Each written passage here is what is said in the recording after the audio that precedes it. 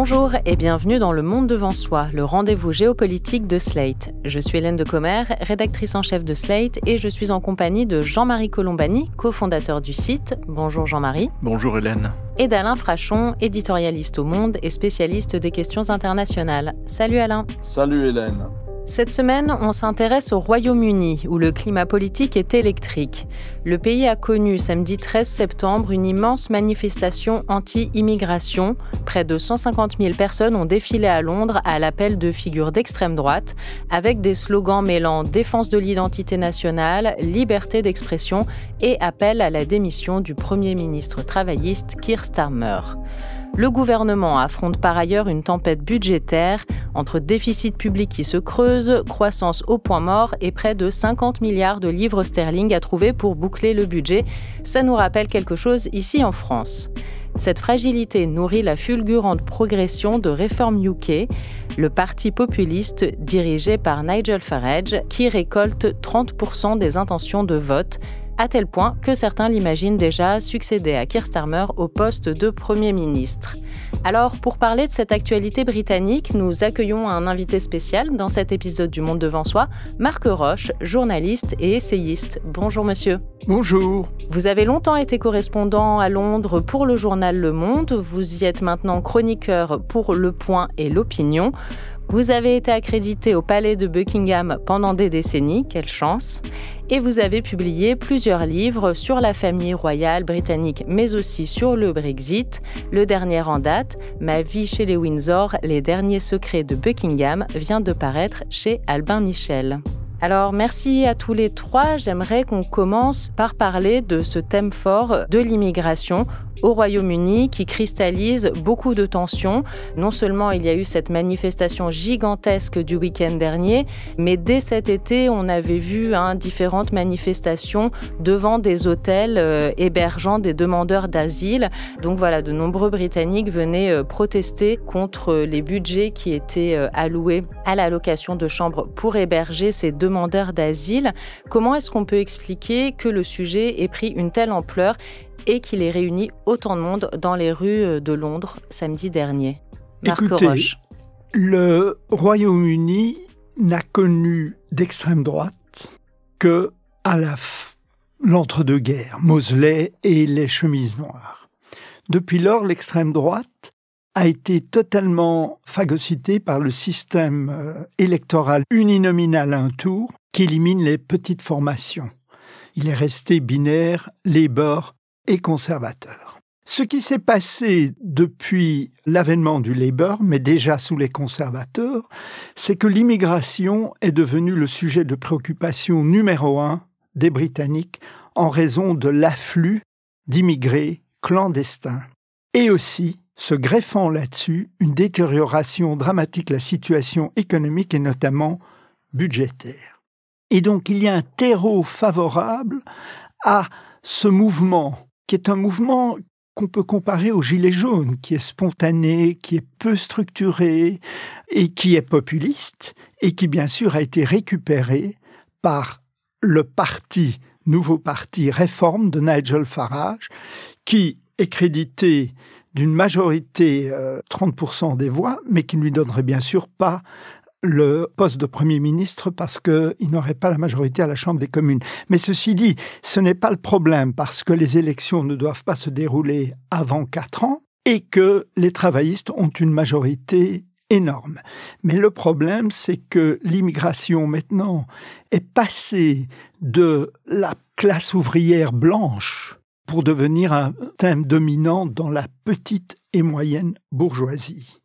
Et donc, pour le Parti travailliste, résoudre le problème de l'immigration est essentiel, est vital, je dirais, parce que il y a actuellement au Royaume-Uni une flambée de violence contre les immigrants et aussi les étrangers, qui est bien sûr liée à cet afflux d'immigration clandestine.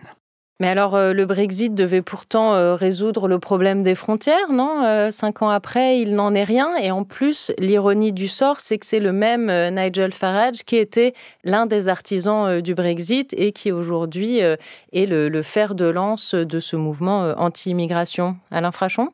Nigel Farage a été l'homme par qui le Brexit est arrivé. Certes, il a été aidé par le Parti conservateur, par le Parti Tory, mais enfin, c'est lui qui a véritablement été l'homme du Brexit. Et notamment à partir d'une affiche de la campagne pro-Brexit, une affiche qui montrait dans des champs des centaines et des centaines et des centaines, à vrai dire, il y avait plusieurs centaines de milliers de Syriens qui étaient, je crois, à la frontière entre, avant d'entrer ou d'essayer d'entrer à l'époque en Hongrie et qui étaient passés par la Grèce pour arriver dans l'Union européenne. Eh bien, il s'agissait donc d'une gigantesque colonne de Syriens et la campagne du Brexit, si vous voulez, a eu cette image très forte pour symbole. Autrement dit, des gens qui n'appartiennent pas à l'Union européenne vont submerger le Royaume-Uni.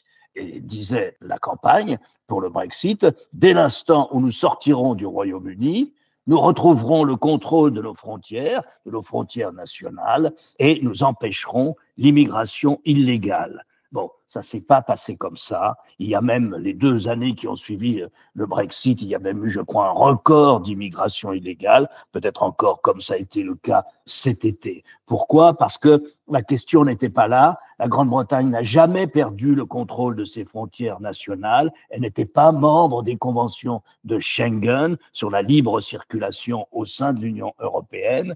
Et en fait, ce qu'on a bien vu, c'est que finalement, la Grande-Bretagne n'était pas plus en mesure de contrôler ses frontières extérieures qu'avant le Brexit. Ce mensonge gigantesque n'a, semble-t-il, aucunement entamé le crédit de Nigel Farage et ce renouveau qu'a décrit Marc, et ce renouveau d'un sentiment très fort anti-immigration. Alors, ce renouveau, il n'est pas non plus par hasard. Il se trouve que lorsque la situation météo le permet, des dizaines et des dizaines d'immigrés illégaux qui prétendent immigrer au nom du droit d'asile, mais qui la plupart du temps sont en vérité des immigrés qui cherchent à gagner le Royaume-Uni pour des raisons économiques et sociales, ont pris des embarcations venant de France pour gagner les rivages du Royaume-Uni. Et donc, vous voyez, il y a une sorte d'ironie, comme vous avez dit, mais c'est surtout, je veux dire, ce que cet épisode montre, c'est que le mensonge en politique paye. Vous pouvez gagner une campagne électorale sur le thème du Brexit en multipliant les mensonges et ensuite n'être nullement décrédité pour poursuivre une carrière politique. Jean-Marie Colombani. Juste 2 ou 3 remarques. D'abord, au moment du Brexit, le rejet de l'immigration, c'est le rejet d'une immigration européenne. C'est le rejet des Polonais, c'est le rejet des Roumains, c'est centré sur les citoyens de l'Union qui viennent en Grande-Bretagne. Alors que là, il s'agit au contraire du rejet d'une immigration qui doit plus à l'ex-empire britannique qu'à toute autre chose. Exit les citoyens européens. Et surtout, ce qui s'est passé après le Brexit, c'est que les chiffres de l'immigration ont considérablement augmenté. Là où elle était censée bloquer les choses, les chiffres ont largement augmenté. Et là, il y a peut-être aussi un facteur qu'on mesure peut-être nous mal ici de ce côté-là de la Manche, c'est le facteur américain.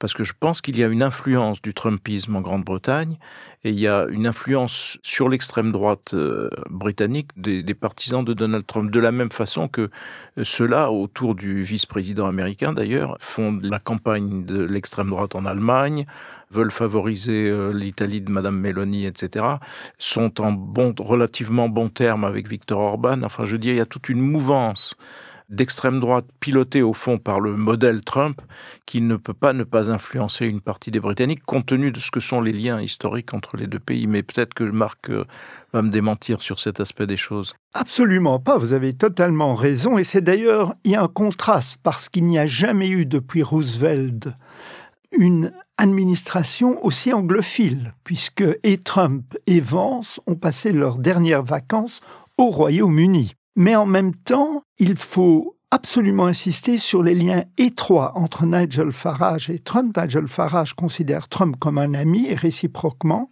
Et l'influence non seulement sur Nigel Farage du Trumpisme, mais également sur une partie du Parti conservateur, si pas d'une partie du Parti travailliste représentant des circonscriptions pauvres du Nord, blanches essentiellement, joue.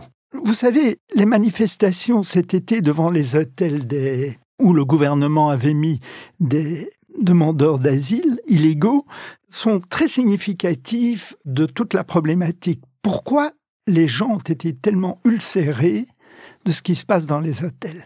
Parce que ces hôtels représentaient un foyer social pour ces gens. C'était là où on se mariait, on fêtait les anniversaires.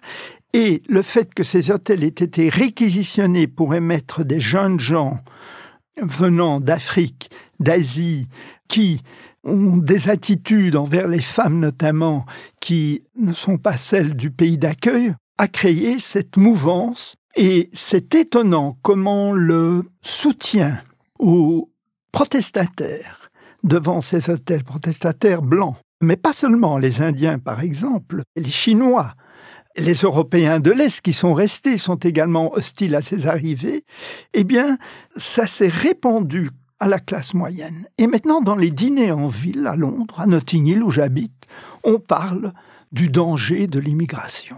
Et donc, c'est devenu maintenant un problème essentiel pour le Parti travailliste qui doit le régler parce qu'ils ont promis pendant la campagne électorale de régler ce problème. Or, ce problème est insoluble tant que le Royaume-Uni reste dans les institutions de protection des droits de l'homme, la Cour internationale de justice. Une fois que le Royaume-Uni est sous un Nigel Farage, c'est la première décision qu'il prendra, quitte, dans ce cas-là, une expulsion massive des illégaux pourra se faire. Le plan Rwanda des conservateurs a été bloqué justement par les tribunaux au nom des législations internationales. C'est vraiment à ça qu'aspirent les Britanniques, de sortir des institutions de protection des droits de l'homme. Non, je pense que surtout la classe moyenne n'y aspire pas du tout, parce que ceux qui ont créé ces institutions sont des spécialistes des questions juridiques, comme ils ont créé les institutions de l'Union européenne au niveau juridique. Non, mais les Britanniques veulent une solution, surtout en ces temps budgétaires difficiles, au problème de l'immigration. L'immigration légale ne pose aucun problème aux Britanniques. Alors ça, c'est quelque chose que j'entends beaucoup, parce que pour préparer l'émission, j'ai écouté notamment et lu des reportages sur le terrain de ce qui se passait. Et alors, systématiquement, les gens interrogés disent « Alors moi, c'est pas l'immigration légale qui me pose problème, c'est l'immigrant illégaux. Voilà. » Est-ce que c'est pas quand même un petit peu un enfumage? Je vois quand même parmi les leaders d'extrême droite comme Tommy Robinson qui a chauffé tout le monde pour la manifestation de la semaine dernière. C'est le fondateur du parti islamophobe English Defence League. C'est un émetteur de fake news systématique, notamment sur les violences envers les femmes dont se seraient rendus coupables des migrants illégaux, etc. J'ai l'impression qu'il y a quand même un gros amalgame dont n'importe qui n'est pas de souche anglaise pâtit. Le problème, c'est qu'il y a un traumatisme lié à l'affaire des viols par des Pakistanais britanniques de jeunes filles blanches dans le nord de l'Angleterre qui a été étouffée pendant 10 ans par les municipalités et la police pour ne pas heurter la société multiculturelle qui fonctionne très bien au Royaume-Uni mais qui reste fragile. Et il y a une véritable répulsion vis-à-vis de ces agissements, d'autant plus que ceux qui dénonçaient ces agissements étaient punis par la législation au terme des lois antiracistes. Et donc maintenant, nous avons un retour de manivelle de cela. C'est-à-dire que même les légaux, 2e, 3e génération musulmans, sont associés aux pires dérives de l'islamisme. Et ça, Tommy Robinson, il est sur un terrain très favorable, parce que les gens en parlent, y compris la classe moyenne maintenant, et les classes supérieures. C'est plus du tout limité aux petits blancs. Alain Frachon, vous vouliez intervenir? Oui, je pense qu'il faut parler chiffres quand on parle de l'immigration, parce que je pense que cette question que posait Marc, des conventions qu'ont signées les Britanniques, voire conventions, souvent les Britanniques étaient à l'origine de ces conventions, l'ensemble, alors on appelle ça sous l'ensemble Convention de Genève, qui au lendemain de la Deuxième Guerre mondiale ont voulu assurer un certain nombre de droits et de libertés, et pour que les tragédies qu'on a connues pendant la Deuxième Guerre mondiale ne se reproduisent pas. Et donc, on a insisté sur le droit d'asile. C'est-à-dire que les gens qui sont soit menacés par la guerre, soit menacés de persécutions politiques ou religieuses, ont le droit de solliciter l'asile, et les pays signataires de ces conventions ont l'obligation d'accepter les demandeurs d'asile, d'examiner leurs demandes avant de trancher sur est-ce qu'on va, oui ou non, leur accorder le droit d'asile. Donc ça, si vous voulez, c'est l'arrière-plan institutionnel, politico-juridique de cette affaire. À l'époque, dans les années 50 et encore dans les années 60, mais c'est vrai pour la France, c'est vrai pour de nombreux pays signataires de ces conventions, à l'époque, la question du droit d'asile, de l'asile politique ou de gens qui fuyaient la guerre, se posait en des termes extraordinairement limités. C'est-à-dire qu'il n'y avait pas les facilités de transport, il n'y avait rien on n'était pas dans les sociétés de communication et dans l'immédiateté de la communication d'aujourd'hui, où n'importe quel feuilleton occidental est diffusé dans toute l'Afrique, par exemple, ou dans toute l'Asie. Donc, ce monde-là n'avait rien à voir avec le nôtre. Ce qui fait que les demandes d'asile politique, et c'est vrai jusque dans les années 70, si vous voulez, les demandes d'asile politique se comptent en quelques milliers de personnes par année. Aujourd'hui, c'est 100 000 personnes par année pour le Royaume-Uni. C'est-à-dire que lorsqu'est arrivée cette série de manifestations devant les hôtels réquisitionnés par les pouvoirs publics pour héberger les demandeurs d'asile, il y a 200 hôtels de ce type dans le pays, à peu près. Et il y a, dans ces hôtels, on a logé ainsi 32 000 personnes. C'est 32 000 personnes. Mais il y avait encore d'autres demandeurs d'asile logés autrement. Car si vous prenez l'année en cours et que vous arrêtez au mois de juin, ce sont des chiffres officiels que citait récemment le journal Le Monde, vous avez pour une année, en ce moment, environ un peu plus de 100 000 demandeurs d'asile politique. Il est évident qu'il faut examiner ces demandes. Et vous avez ensuite une procédure d'appel.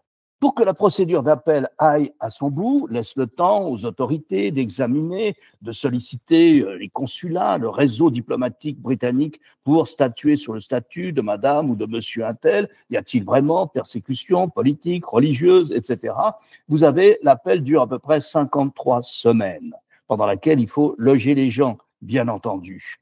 Eh bien, la vérité, c'est qu'aucun des pays européens signataires des conventions de Genève et qui tient à maintenir le droit d'asile politique n'a les infrastructures nécessaires pour ce type de requête et ce type de demande. On avait les infrastructures nécessaires s'il y avait quelques milliers de personnes qui sollicitaient l'asile politique.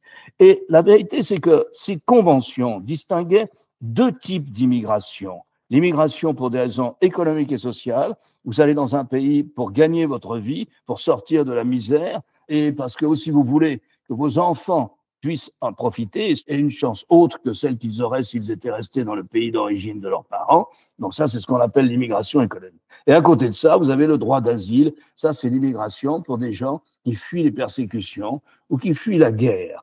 En vérité, ça se recoupe. En vérité, si vous regardez le profil des millions de gens, par exemple, du million de gens, de Syriens qui ont quitté la Syrie en 2015, ils fuyaient à la fois des persécutions, ils fuyaient à la fois la répression politique et ils fuyaient la guerre. Ils voulaient se protéger aussi simplement de la guerre. Donc, cet ensemble institutionnel, décidé, voté, approuvé par la plupart des pays occidentaux, eh bien, cet ensemble institutionnel, il est inadapté à la mesure des flux migratoires que nous connaissons aujourd'hui.